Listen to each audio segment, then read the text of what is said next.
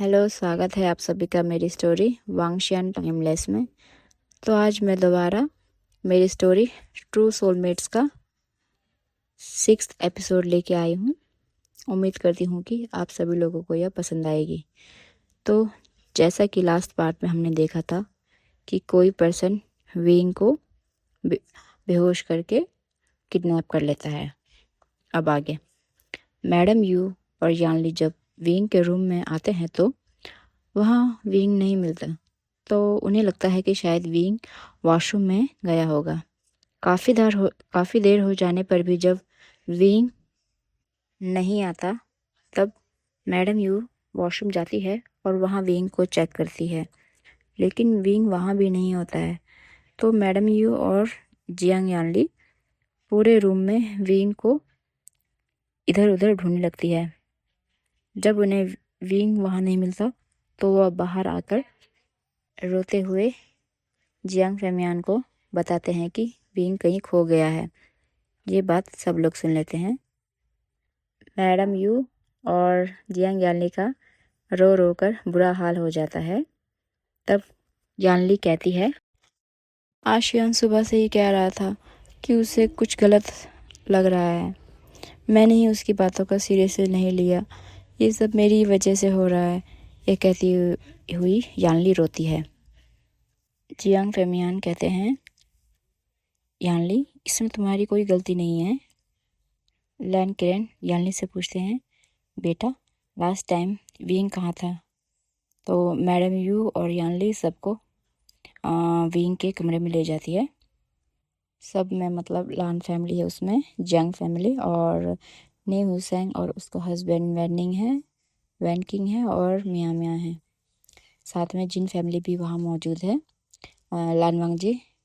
और सभी लोग वहाँ पे पहुँचते हैं तो वैनिंग और वैनकिंग को एक अजीब सी स्मेल वहाँ पे स्मेल आती है, मीन्स उन्हें वहाँ पे। तो वो कहते हैं कि ये स्मेल कुछ जानी पहचानी सी लगती है। तो लानवांग जी कहता है, कौन सी स्मेल? तो वैनिंग कहती है कि यहाँ पे ऐसी स्मेल है जिस पाउडर को यूज़ लोगों को बेहोश करने के लिए किया जाता है, और यह सिर्फ हमारे क्लान यानी वैन क्लान में ही पाया जाता है। तभी लानवांग जी की नज़र वी के बेड के पास एक खाली जगह होती है तो वहाँ पड़ती है। वहाँ पे उसे एक फॉरहेड रिबन गिरा हुआ दिखाई देता है। तो लोगों को समझने में देर नहीं लगती कि ये सब शुशे ने और शुयांग ने वैन क्लान के साथ मिलकर किया हुआ है। मैडम यू और यानली ने घबराहट की वजह से इन सब बातों में ध्यान ही नहीं दिया था। लान वांगजी तभी गुस्से में कहता है, मैं वैन क्लान जा रहा हूँ। यह कहकर वो जैसे ही निकलने लगता है तो बाकी के सभी लोग लैश चैन, जंग फेमियान, मैडम यू, वैन किंग और मियाँ मियाँ कहते हैं कि हम भी जाएंगे। लान वांगजी कहता है, हम सब वहाँ नहीं जा सकते क्योंकि यह उन लोगों की चाल भी हो सकती है। तो आधे लोगों को यहाँ रुकना होगा, क्योंकि क्या पता वो हमारे जाने के बाद यहाँ पे हमला करेंगे तो फिर यहाँ पे कौन संभालेगा? लैन किरैन कहता है, हाँ लानवांग जी सही कह रहे हैं। मीन्स लानवांग जी सही कह रहा है, तो आधे लोगों को यहाँ रुकना होगा। तो वो डिसाइड करते हैं कि लानवांग जी, लैन सिचैन और जियांग चैन विंग को ढूंढने के लिए वैन क्लान जाएंगे, बाकी लोग यहीं पे रहेंगे। इतने में जिन ग्वांगयाओ लैन किरण से कहता है कि चलो माना विंग को सुशे ने किडनैप किया है, लेकिन वो उसको यहाँ से बिना बाहर निकले कैसे ले गया? तो लैन किरण उसे बताते हैं कि जो सुशे है वो ब्लैक मैजिक करता है, तो इसी के थ्रू उसने विंग को यहाँ से ले गया होगा। फिर जिन जिन ग्वांगयाओ कुछ नहीं कहता और वो सभी लोग हॉल में बैठ जाते हैं।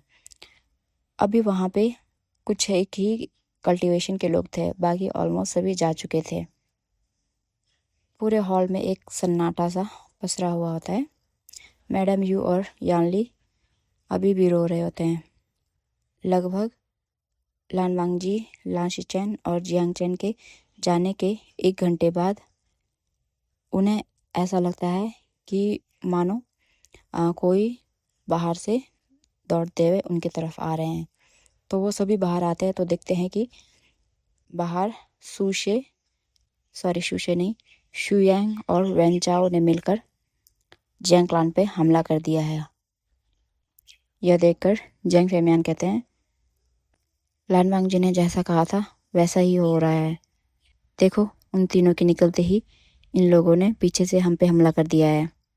ऐसा कहते हुए वो मैडम यू और जैंग यानली को कहते हैं कि यू, तुम और यानली यही रहो, क्योंकि अभी तुम्हारी हालत सही नहीं है। बाहर सब ठीक होने पे मैं तुम्हें लेने आ जाऊंगा। यह कहकर वह सभी लोग युद्ध के लिए जाने लगते हैं। तो मैडम यू कहती है, नहीं, ऐसे समय में मैं अपने क्लान को अकेला नहीं छोड़ सकती, मैं भी आती हूँ। यह कहकर वो यानली को वो सब वहाँ रखते और वह सब बाहर युद्ध के लिए आ जाते हैं। और देखते ही देखते शादी का माहौल युद्ध के बैटलफील्ड में तब्दील हो जाता है। लान वांगजी, लान शिचैन और जैंग चैन बहुत घबराए हुए हैं। उन्हें एक तरफ तो विंग की चिंता है, दूसरी तरफ उन्हें अपने घर वालों की भी चिंता है, क्योंकि उन्हें पता है वैन क्लान कभी भी सीधे तरीके यानी राइटफुल मैनर में ये जो वॉर्स है वो नहीं करता। वो हमेशा वॉर करने के लिए गलत तरीके इस्तेमाल करता है। वह तीनों अपने तलवार से वैन क्लान की तरफ जा रहे हैं। उन्हें वैन क्लान पहुंचने में लगभग 1 घंटा लग जाएगा। वहीं दूसरी तरफ हम देखते हैं एक बहुत बड़ा कमरा है, उसमें कोने में बहुत अंधेरा है और वहाँ पे हम देखते हैं कि किसी को जंजीरों से बांध कर रखा हुआ है और ऐसा लगता है मानो वह व्यक्ति बेहोश है। तभी दरवाज़ा खुलता है और वहाँ से 3 लोग अंदर को आते हैं। ये और कोई नहीं, ये वैन रोहान, वैन जूलियो और शूशे हैं। वह विंग के पास आते हैं और तभी शूशे विंग को देख के कहता है, ये इतने आराम से कैसे सो सकता है। यह कहकर वो पास में पड़े एक मटके से पानी का गिलास भर के लाता है और उसे विंग के मुंह पे फेंकता है। जैसे ही पानी विंग के फेस पे पड़ता है तो विंग हड़बड़ाकर उठता है। तो वह देखता है कि उसे जंजीरों से बांधा गया है और कुछ ही दूरी पर वैन रोहन और वैन जूलियो है, लेकिन सुशे उसके थोड़े से करीब है और वह विंग को देखता हुआ एक क्रीपी सा स्माइल दे रहा है। विंग गुस्से में कहता है, तुम्हारी हिम्मत कैसे हुई मुझे यहाँ लाकर बांधने की। सुशे आता है और विंग का बाल पकड़ता हुआ कहता है, तुम्हें क्या लगता है तुम्हारे चिल्लाने से या जोर से बोलने से हम तुमसे डर जाएंगे। यह कहते हुए वह विंग का बाल छोड़ देता है। उसने विंग को इतने अचानक छोड़ा था या फिर इतने ज़ोर से धक्का दिया था कि विंग गिरते गिरते संभल जाता है और वह उन तीनों को घूर के देखने लगता है। सुशे कहता है, तुम ऐसे क्यों देख रहे हो हमें तुम्हारी नज़रों से कोई डर नहीं लगता। अच्छा, तुम्हें यह लग रहा हो कि तुम यहाँ पे कैसे आए। हमने तुम्हें यहाँ पे अपने काले जादू की शक्ति से लाया है और वहाँ तुम्हें पता ही नहीं कि थोड़ी ही देर में तुम्हारा पूरा ख़ानदान और तुम्हारे लान वांगजी का पूरा ख़ानदान वहाँ पे ख़त्म हो जाएगा। यह कहकर वो हंसने लगता है। विंग कुछ नहीं कहता, बस उन्हें घूरता रहता है। वैन जूलियो कहता है, तुम्हारी बोलती क्यों बंद हो गई। वैसे तो मैंने सुना है कि तुम बहुत बकबक करते हो, क्या हुआ, डर गए तुम। यह सुनते ही विंग कहता है, तुम्हें क्या लगता है तुम मुझे इन छोटे छोटे जंजीरों से बांध सकते हो। उसने यह वाक्य बहुत ही स्वैग वाले अंदाज में कहा था और हंसने लगता है। वैन रोहान यह सुन के हंसता है और कहता है, तुम एक छोटे से बच्चे हो जिसने अभी तक एक भी युद्ध में हिस्सा नहीं लिया और जो हमेशा अपनी माँ के पल्लू से बंधा रहता है। और तुम्हें लगता है कि तुम हम जैसे 3 योद्धाओं को डराने की कोशिश करोगे और हम तुमसे डर जाएंगे? इतना कहकर वह तीनों जोर जोर से हंसने लगते हैं। तभी हम देखते हैं कि लान वांगजी, लान शिचैन और जियांग चैन वैन क्लान पहुंच चुके हैं और वह वहाँ पे हमला भी उन्होंने वहाँ पे हमला भी कर दिया हुआ है और इस तरह वह हमला करते हुए आगे की ओर बढ़ रहे हैं। वो धीरे धीरे वैन रोहान के असेंबली हॉल मीन्स जहाँ पे विंग को बांध के रखा है उन्होंने, उसकी तरफ बढ़ने लगते हैं। दूसरी तरफ हम देखते हैं कि युनमंग में वेन चाओ और शुयांग अपने सैनिकों के साथ मिलकर युनमंग मीन्स जियांग क्लान पे बहुत ही बुरी तरह से हमला करता है और जगह जगह पे लाशों के ढेर लगे हुए हैं। इतने में यानली थोड़ा संभल जाती है तो उसे पता चलता है कि बाहर युद्ध हो रहा है, तो वह निहत्ते ही बाहर की तरफ दौड़ पड़ती है। इसी बात का फ़ायदा उठाकर शुयांग यानली पर अपने तलवार से हमला करने ही वाला होता है कि जिन जिशवान शुयांग के हमले को डॉज कर देता है।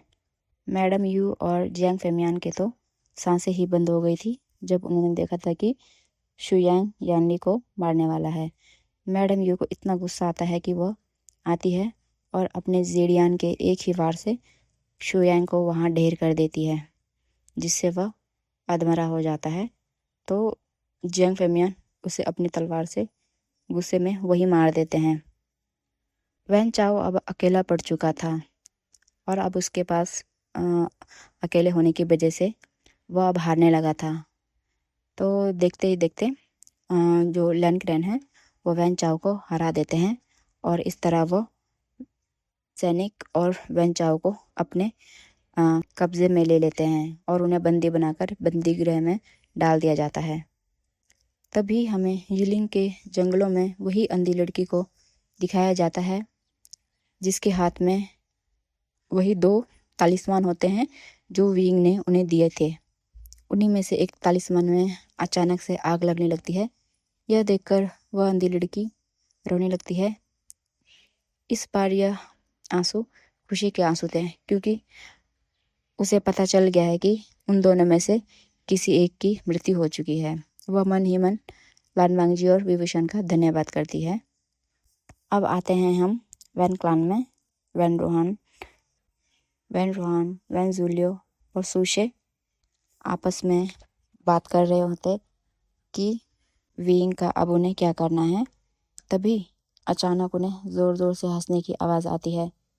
तो वह देखते हैं कि वह और कोई नहीं, विंग ही हंस रहा होता है।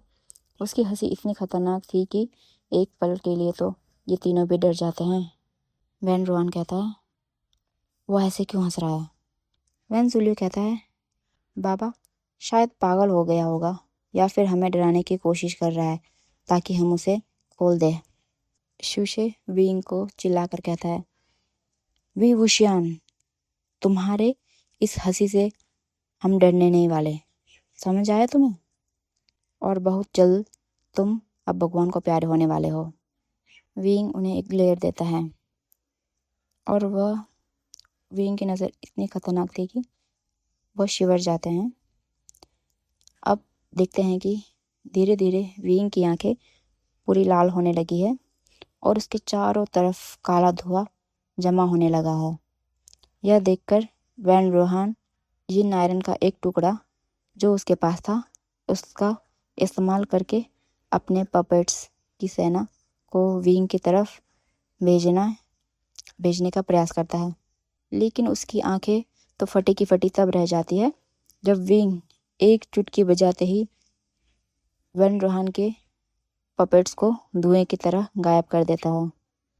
वैन रोहान हैरान होकर यह कहता है, ये तुमने कैसे किया? ये तुम कैसे कर सकते हो?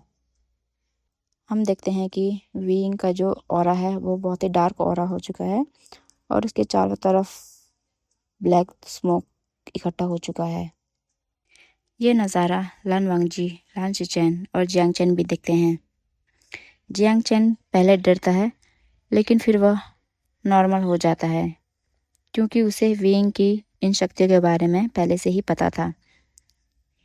उन तीनों के साथ यानी सुशे, वैन जूलियो, वैन रूहान के साथ लान वांगजी और लान शिचैन भी समझ नहीं पाते कि ये क्या हो रहा है और विंग ने ये सब कैसे कर दिया।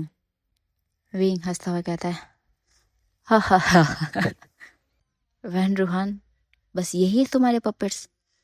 इतना ही शक्ति है तुम्हारे पास? तुम तो कहते हो कि तुम बहुत बड़े डेमोनिक कल्टीवेटर हो, बस यही है तुम्हारी शक्ति? इतना ही है? यह कहकर फिर से वह जोर जोर से हंसने लगता है। विंग की हंसी की गूंज पूरे सभा हॉल में गूंजने लगती है। वैन रॉन कहता है, रुको रुको, मुझे पता है तुम कोई मायावी हो, तुम्हारे पास कोई शक्ति नहीं है, तुम बस ये हमें डराने के लिए कर रहे हो। विंग कहता है, अच्छा, तो तुम्हें लगता है कि तुम डेमोनिक कल्टीवेटर हो, वही मुझसे ज़्यादा? क्या बात है, तो चलो देखते हैं कौन किस पे भारी पड़ता है। यह कहते हुए विंग एक स्मिर्क करता है और एक ही पल में अपने जंजीरों को तोड़कर वैन रोहन के सामने आ जाता है और कहता है, चलो दिखाओ अपने शक्ति का नमूना, मैं भी देखूं कि तुम कितने शक्तिशाली हो। यह कहकर वो वेंजुलियो और शोशे को भी घूरता है। तभी वेंजुलियो विंग को मारने के लिए अपने तलवार निकालकर उस पर हमला करने ही वाला होता है कि हवा में ही उसके हाथ रुक जाते हैं। तब वह देखता है कि काले धुएं ने उसके हाथों को जकड़ के रखा हुआ है और वह अपना हाथ बिल्कुल भी नहीं हिला पा रहा है। वैन रॉन कहता है, कौन हो तुम? विंग कहता है, कौन हो तुम? तुम्हें पता नहीं, मैं जियांग क्लान का सेकंड प्रिंस हूँ, वी वुशियान। वैन रॉन कहता है, तुम काली शक्तियों को कैसे कंट्रोल कर सकते हो? विंग कहता है, क्यों, तुम्हें डर लग रहा है अब मुझसे? विंग ऐसा कहता है। वैन रोहान दोबारा से यिन आयरन का प्रयोग करने लगता है तो विंग एकदम से वैन रोहान का गला पकड़ लेता है और कहता है कि मैंने पहले ही कहा था तुम्हें कि तुम्हारे ये जंजीरें और ये तुम्हारे द्वारा बनाए गए वो पपेट्स मेरा कुछ नहीं बिगाड़ सकते। विंग की पकड़ वैन रोहान के गले में और ज़्यादा कसती जा रही थी। वैन रोहान अपने आप को विंग के हाथ से छुड़ाने का बहुत कोशिश करता है, लेकिन वह सफल नहीं हो पाता। विंग एक झटके में वैन रोहान से उसका यिन आयरन ले लेता है और उसे अपने हाथों से नष्ट कर देता है। थोड़ी ही देर में वैन रोहान की सांस न ले पाने की वजह से मृत्यु हो जाती है। विंग का इतना डार्क ऑरा और शक्तिशाली अंदाज देखकर सुशे बहुत डर जाता है, तो वह वहाँ से भागने की कोशिश करने लगता है, लेकिन तभी वह महसूस करता है कि वह वहाँ से 1 इंच भी कदम आगे नहीं बढ़ पा रहा होता है। वह देखता है कि उसके सराउंडिंग में काला धुआं जमा होने लगा है और उस काले धुएं ने शीशे को काफ़ी ऊंचा उठा कर रखा हुआ है और देखते ही देखते वह काला धुआं भी शीशे के गर्दन को दबाने लगता है और जैसे जैसे शीशे अपने आप को छुड़ाने की कोशिश करता है, वैसे वैसे काले धुएं की पकड़ शीशे की गर्दन पे और ज़्यादा बढ़ती जाती है और देखते ही देखते शीशे भी वहीं पे दम तोड़ देता है। वैन जूलियो यह देखकर बहुत डर जाता है तो वह कहता है, प्लीज़ प्लीज़ विभीषण, मुझे माफ़ कर दो, प्लीज़ मुझे माफ़ कर दो, मैं आइंदा से तुम्हारे किसी भी काम में दखल नहीं दूंगा, प्लीज़ मुझे माफ़ कर दो। यह कहकर वह विंग के पैरों में गिर जाता है। विंग उसे उसके बालों से उठाता है और कहता है, अगर तुमने मुझे नुकसान पहुंचाया होता तो कोई बात नहीं, लेकिन तुम लोगों ने मेरे परिवार पे और मेरे लनवांगजी पे वार करने की कोशिश की है, मीन्स उन्हें हार्म करने की कोशिश की है, तो इसकी सज़ा तो तुम्हें वैन जूलियो मिलनी ही चाहिए। यह कहकर वह एक चुटकी बजाता है और सेम वही काला धुआं आकर वैन जूलियो के नेक के अराउंड घूमने लगता है और सेम उन्हीं की तरह उसकी भी दम घुटने से वही मृत्यु हो जाती है। उन तीनों की लाश ब्लैक स्मोक के कारण ऊपर उठी हुई थी। अचानक से विंग एक चुटकी बजाता है तो वो तीनों की लाश नीचे आके ज़मीन पर आके गिर जाती है। सेम हम फिर अभी यीलिंग का सीन देखते हैं। वही सेम अंधी लड़की वहाँ बैठी हुई होती है और अब उसके दूसरे तालिस्मान में भी आग लग जाती है। तो वो लड़की मन ही मन बहुत खुश होती है और लान वांगजी और विंग को दिल से शुक्रिया करके हवा में कहीं गायब हो जाती है। इट मीन्स कि अब उस लड़की की आत्मा को शांति मिल चुकी है, तो उसका सोल अब आफ्टर लाइफ की तरफ जा चुका है। विंग ने अभी तक लान वांगजी, लान शिचैन और जियांग चैन को देखा नहीं है, क्योंकि वह इस तरह से खड़ा है कि जो विंग की पीठ है वो उन लोगों की तरफ है, इसीलिए विंग ने उन तीनों को अभी तक देखा नहीं है। सो गाइस, ये एंड पार्ट था हमारे 6th एपिसोड का। तो आपको क्या लगता है लान वांगजी का क्या रिएक्शन होगा विंग के इस न्यू डार्क अवतार को देख के? इसके लिए देखते हैं सेकंड एपिसोड। तब तक के लिए स्टे ट्यून, बाय बाय।